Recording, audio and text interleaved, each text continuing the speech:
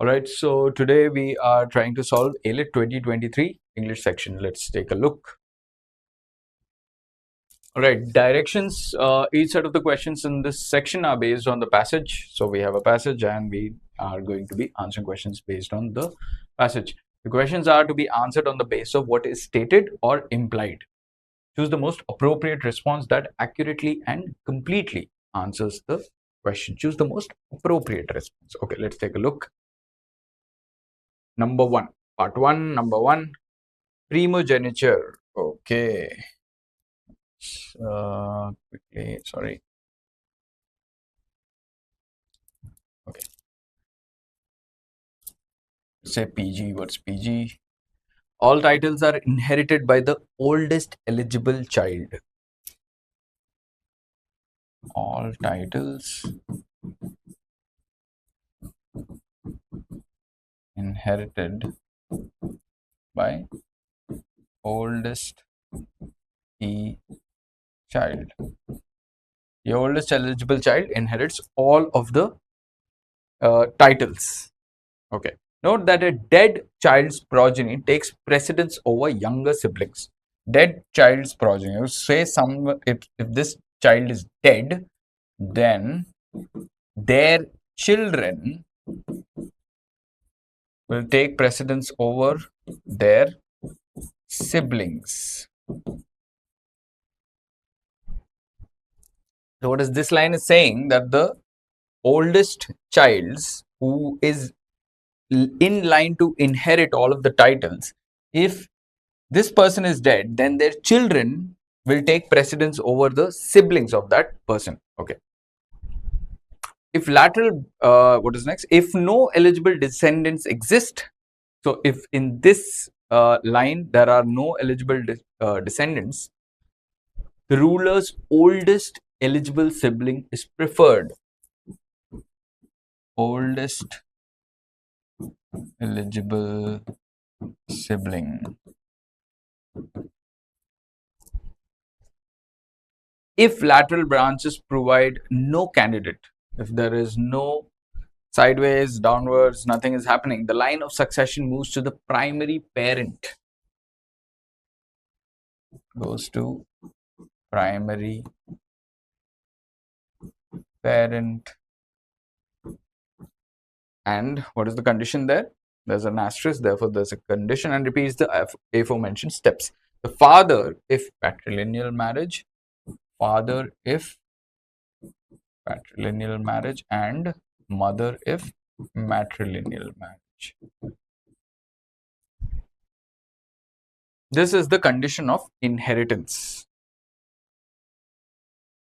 Ultimogeniture. Okay. UG. All titles are inherited by the youngest eligible child. This who is inheriting? Youngest child. Note that a dead child's progeny takes precedence over older siblings. The same funda. Children precedence over their siblings. If no eligible descendants exist, the ruler's youngest eligible sibling is preferred. Oops, sorry, not this.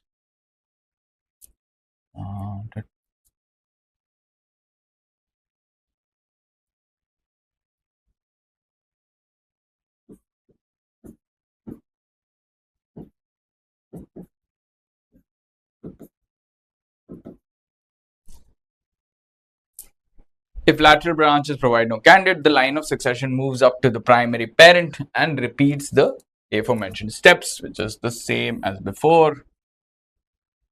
This goes to primary parent,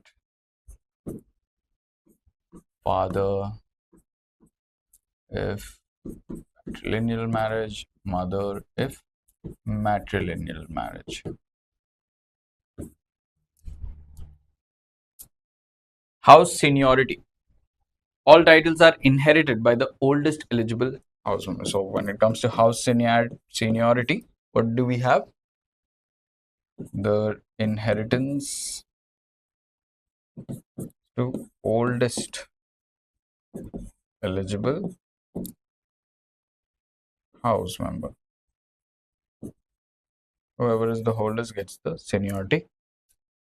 Note: the above rules of inheritance can take the following forms. Okay, what forms do we have? Gender neutral. You can also have male preference. You can also have female preference. And in male preference or female preference, the way they works, when younger men take precedence over the older women, and vice versa for female preference. Okay. Disowning. How do we get to disowning someone? If a person is validly disowned, his or her position in the line of succession ceases to exist. Disown, what is the meaning of disown? Therefore, the way it is defined is disown means succession ceases to exist. Only a person who has become a ruler in accordance with any of the rules of succession mentioned above can disown a person in the line of succession. How can somebody be disowned? Rulers can disown members. Rulers can disown members in the line of succession. A person in the line of succession may also choose to adopt monkhood. Another way is when somebody adopts monkhood, which automatically results in, so if you adopt monkhood, it automatically results in permanent removal from line of succession. The moment you adopt monkhood, you are permanently removed from the line of succession. That is another way of getting disowned. All right, let's take a look at the questions. What is the first one? Select the option that completes the following correctly. Precedence, priority. Okay, so what are we looking at? We need to understand the relationship that these two words exhibit, as in what is the relationship between A and B, these two words. Then we need to find within the options the same relationship. It's not necessary that we find the same meaning. We need to find the same relationship, whatever the relationship is between these two. All right, so what's the relationship between precedence and priority? The relationship is one of synonymity. They are synonyms of each other. Precedence is valuing something over something else. Priority is what we generally use as a colloquial term. Priority is prioritizing, giving importance to something over something else. They basically mean the same thing. Priority is a more say general colloquial way of speaking, whereas precedence is a bit technical. It is usually used in legal matters as well, highly used. All right, so we are looking for what? We are looking for synonyms. Okay, let's take a look. Progeny and offspring. Progeny means your next, basically your next in line, basically your spawn, your children, progeny. And offspring means the same thing. Progeny again is a bit of a technical term, whereas offspring is basically what we generally use as a in common language. So A is looking like my answer. Lateral and vertical are not correct. Lateral is sideways, vertical is upwards. B is incorrect. Eligible and privileged. Eligibility is a validity, whereas privilege is preference. C is wrong. Primary and secondary is quite naturally incorrect because we are looking for synonyms. Primary and secondary are definitely not synonyms. A is my right answer. 2. Select the option that can be the most suitable intro line to the text, or if I had to frame it another way, I would say which of the following can be the title of the passage. Okay. So what is the passage about? We looked at the passage, right? The passage is really about the inheritance laws, different ways of inheritance that can happen. What are the conditions? Inheritance laws served as important means of preserving both the size of the property and the power and prestige. Yes, we were talking about inheritance laws and their importance is mentioned. A is looking like a good fit. B. What distinguishes the Western property system from the systems of most is that its category of private property is a default category. Problem is Western property system. It's not mentioned whether we are talking about Western property system in particular. This Western thing is not really mentioned anywhere.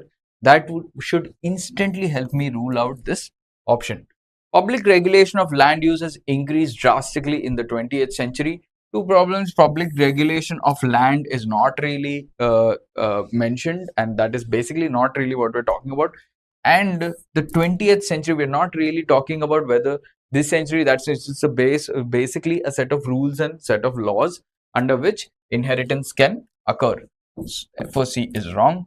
A will is valid if it meets the formalities of the law, which usually but not always require that it be witnessed. Incorrect. We're not really specifically talking about a person's will. We're talking about inheritance. It is different from a will, and this angle is also not discussed. Therefore, D is out. A is my right option. Next question. Select the option that correctly reflects in the given part of the line. Okay. This might seem a bit confusing. Select the option that correctly reflects in the given part of the line. It's a very tricky way of asking you a very simple thing. And the simple thing is, what exactly is this? Is the nature of this sentence? What is it for? What kind of a sentence is it? Is what they're asking. Is it an interrogative sentence? No. Is it a question? No. Is it a consequence? Is there a situation being presented whether in terms of something has happened, therefore something else will happen? No. It's not a consequence. It's a condition. Yes, it is a condition. A condition is being laid down. If X, then Y. Something like that, right? If lateral branches provide no candidates, then we look towards other. So this part is the condition, and then comes the consequence of that condition. So this is my right option. Reason is not what is being done here. We are not trying to reason anything. All right, D is wrong. Select the option that substitutes the underlined word in the given sentence without changing its meaning. So basically, we're looking for either, usually you get an idiomatic phrase here and then you're asked to, basically it's just a meaning question. What is the meaning? All right, can we fit another word in there which means the same thing? If a person is validly disowned, his or her position in the line of succession ceases to exist. Okay, so if legitimately disowned, then ceases to exist. Cease is to stop, right? So let me take a look at the options. Technically, legit and technically nothing doing with validity. Begins is also incorrect. It's the opposite that we're looking for. Unanimously is something which is said equivocally. It's not really a vote. We are not really looking for unanimity here. We're not really voting it out. It's like legitimacy doesn't necessarily come from unanimity. Tries is also incorrect. Justifiably, something that is valid can be justified, right? Justifiably is a good pick. Desist is again a good pick. Both make sense. Desist is to stop. It's a synonym of ceases. These two look okay. C looks like my option. Functionally disowned, functionally has no meaning in this case. Struggles to exist is again meaningless in this case. We are looking for either stop or continues. We can't really have struggles. It makes no sense. Question number 5. Monkhood results in a permanent removal from the line of succession because of its feature of, if you're a monk, what feature of you being a monk instantly gets you out of the line of succession? Why is it that you as a monk are removed from the line of succession? Let's take a look what feature is They're looking for recognizing a higher power. Incorrect. It's not necessary that you recognize a higher power. I mean, we all do on some levels. That's not what makes monkhood unique. Renouncing the material world, that's what makes monkhood unique. And if you renounce the material world, what option do you have? What is it? How is the inheritance important to you? No, right? Once somebody says they're a monk, the rest of the world for them is immaterial. They have no bearing on the material world. Therefore, they get automatically out of the inheritance. They cannot inherit something which is part of the material world, right? So, renouncing the material world looks good. Embracing a new home, I mean, that's nothing, there's nothing unique about that. Establishing new relationships is also nothing unique about that, right? So, one of the things in this question, if you say do not understand what monkhood is or what are the features of monkhood, you can always look at the options and try to fit in terms of the succession.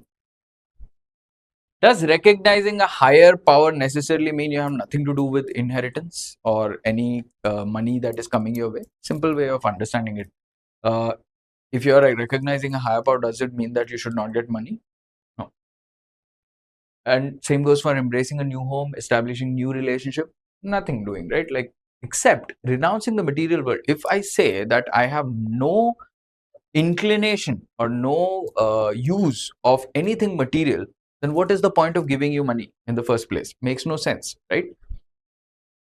Hence, B would be my answer. The other way to look at this is finding what is unique. Recognizing a higher power is not unique. Embracing a new home is not unique. Establishing new relationships is not unique. Renouncing the material world is a very unique and rare thing to do. And once you have renounced, let go of the material world, you have no bearing on any material offerings. Therefore, B is my option, right? Option, right? That's how you can possibly get this answer right, even if you do not understand the features of monkhood.